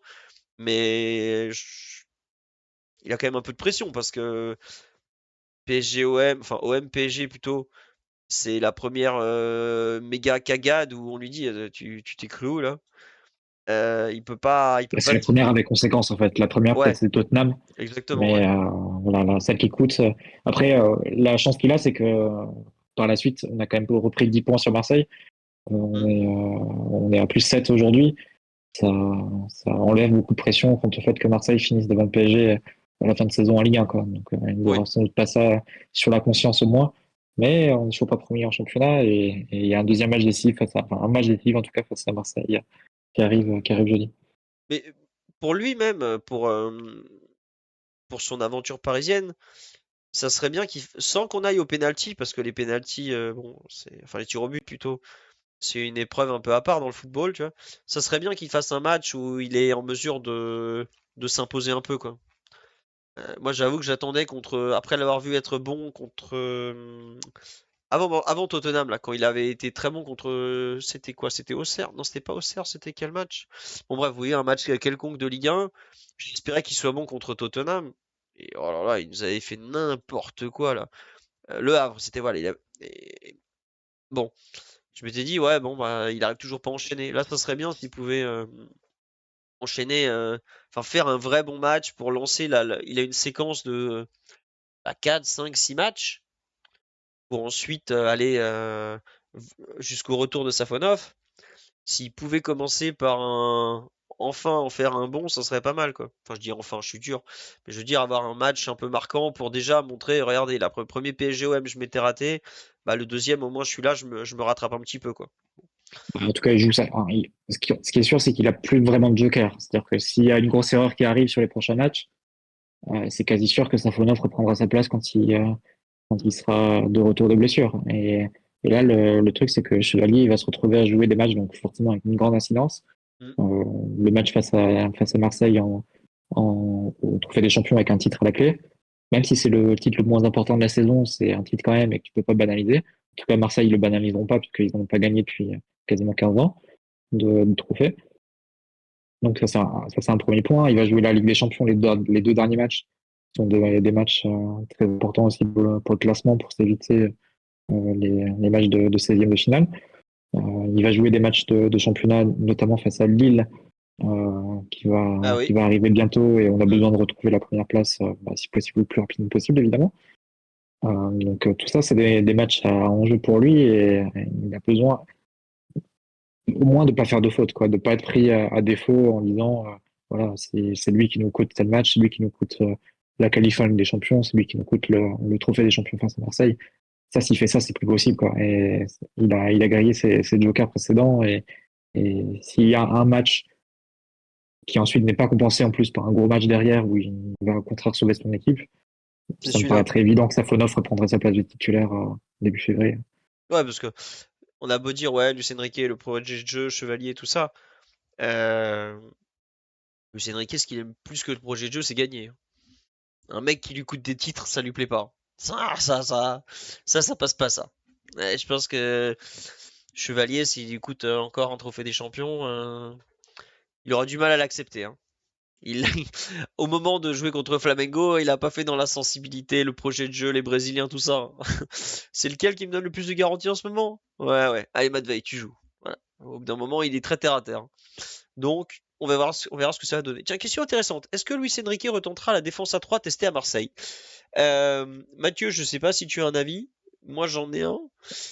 Oui, Ouais, non?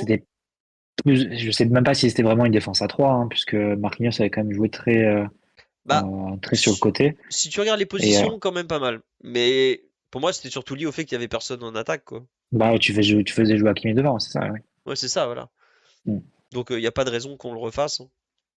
Non, Euh, non, plus Zaïre Emery s'est imposé de façon assez claire comme arrière droit avec des performances de premier plan, donc il n'y a pas de raison de changer à ce niveau. voilà, tout simplement. Après, peut-être qu'il fera un ajustement technique, tactique, ou des petits micros-ajustements, mais on semble pas être parti pour changer beaucoup de choses comme on l'avait fait là-bas. Non, il va mettre les meilleurs hein, sur le match Ouais, de jeudi, il n'y a pas de souci à ce niveau. ouais. Ceux qui pourraient faire des ajustements comme ça un peu foireux, c'est plutôt ceux d'en face, là. Là, vu la séquence dans laquelle ils sont, Ouais, mais puis surtout, ils ont un effectif très, je sais pas, homogène de l'extérieur, je dirais. Parce qu'il y a ouais. assez peu de joueurs qui, ont des hiérarchies qui sont pas forcément très claires, Ouais, c'est notamment ça, ouais. derrière. Ah bah c'est Donc, derrière, c'est un ouais. bazar. Mais Mm. enfin, en théorie, la défense centrale titulaire, c'est Balerdi à Guerd. En pratique, elle a pratiquement jamais été vue, quoi. Balerdi est capitaine, il s'est retrouvé sur le banc de touche pendant je sais pas combien de matchs. Medina, bon, il a été tout le temps blessé. Ils ont joué à 4, puis finalement ils jouent à 3, et puis ils vont peut-être repasser à 4. Mais en face, c'est un bordel.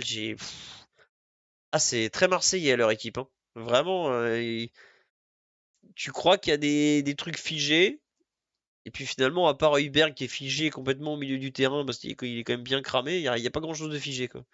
Et Greenwood en indiscutable. Voilà, c'est ça. Mais ouais. Je pense que eux, prédire leur compo, nous, au moins, le style de jeu, le dispositif, on voit à peu près, quoi. Tout ce qui est compo, tout ça en face, waouh, waouh, waouh, waouh, waouh. Un peu compliqué, quoi. Mathieu, est-ce que tu as un dernier truc à rajouter sur ce PSG-OM ou le live? Je vous écoute. Ce serait bien que De Zerbi ne gagne pas son premier titre depuis la Coupe d'Italie de Série C avec Foggia. Bon, ce serait de bon temps qu'on évite ça.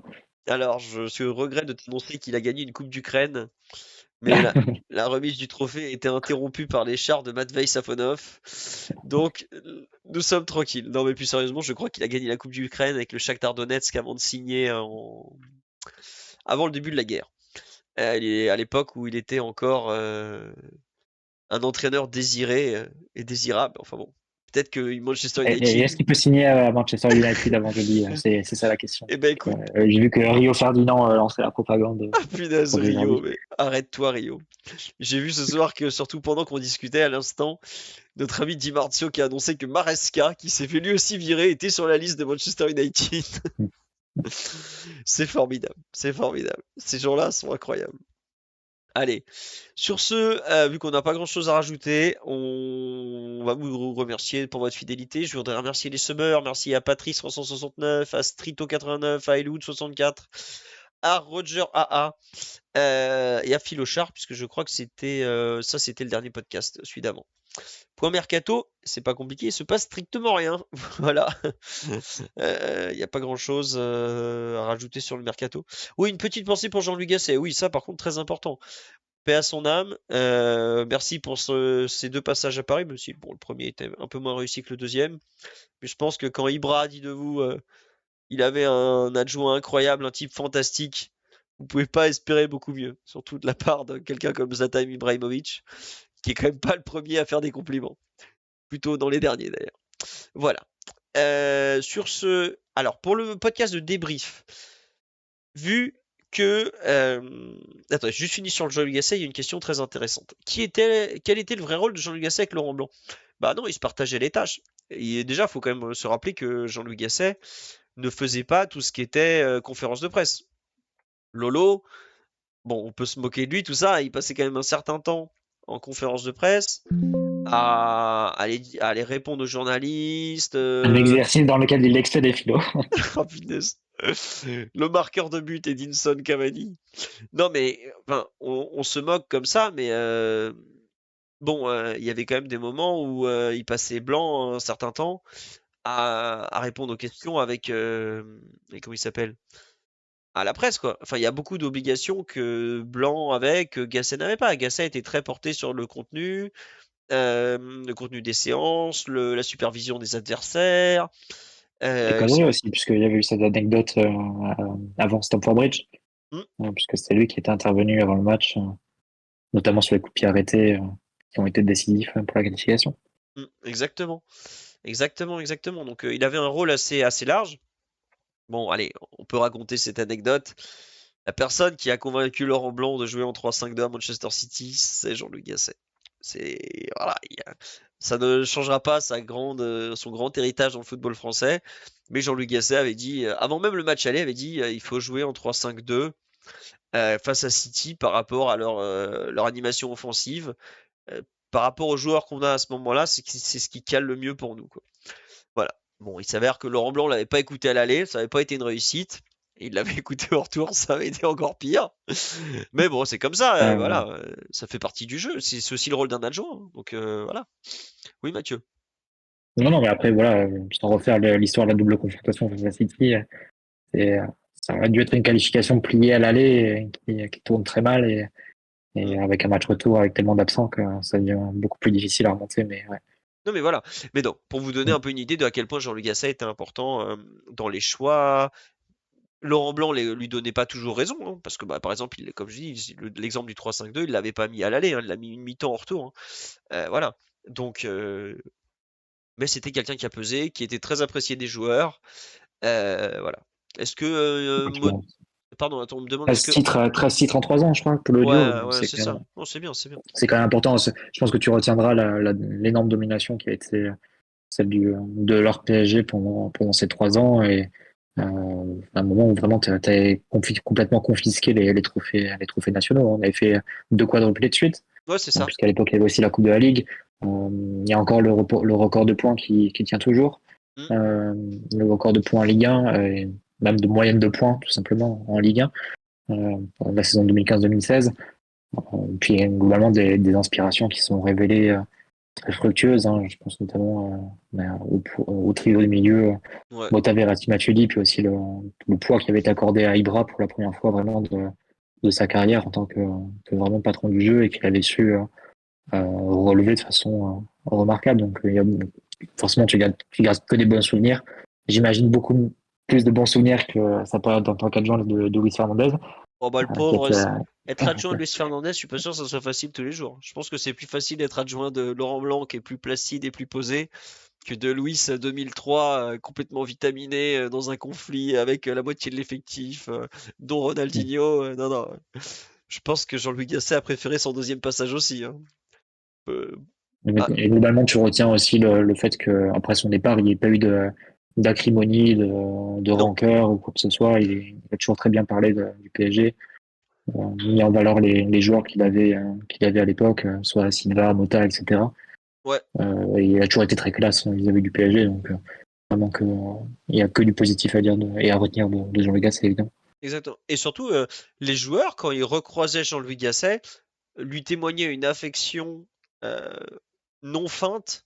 Donc, je pense par exemple à des moments où il les voit avant les matchs. Les joueurs se croisent entre eux, des équipes adverses, hein, c'est normal. La façon dont ils allaient le voir, dont ils l'embrassaient et tout, tu sentais que c'était quelqu'un qu'ils appréciaient. Vraiment. De Verratti, David Luiz, bon, Ibra, il l'a pas recroisé. Mais quand il était revenu après avec d'autres joueurs, Thiago Silva, Marquinhos, ils avaient tous des mots pour lui, de l'affection, parce que bah, c'est quelqu'un qui leur a beaucoup apporté, qui leur a beaucoup donné. Donc, c'était vraiment quelqu'un de très apprécié et qu'on regrettera évidemment parce que 72 ans, c'est pas non plus très très vieux en 2026. Sur ce, donc je vous disais pour revenir sur le PSGOM, je pense que Jean-Louis a gagné tous ses PSGOM d'ailleurs. On apprécie, bravo Jean-Louis. Euh, le podcast de débrief de PSGOM, je sais pas trop quand il sera parce que le match est jeudi. Moi jeudi soir, donc je serai en train de travailler sur tout ce qui est le compte rendu, tout ce qui est compte rendu autour du match, hein, articles et tout ça. Peut-être vendredi soir. Le match suivant, c'est le lundi soir en Coupe de France pour de nouveau PSG PFC. On n'aura pas de podcast le lundi soir, vous vous doutez bien.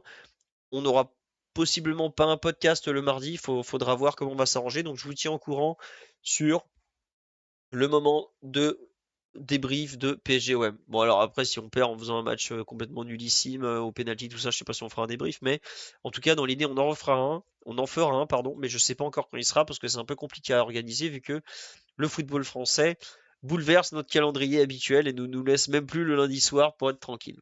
Voilà. Merci à tous, bonne soirée, merci à Bebop Mod pour le sub à l'instant, et on se dit donc à très vite, bonne nuit tout le monde, à bientôt, bisous, ciao ciao, Ciao. et vive l'open source.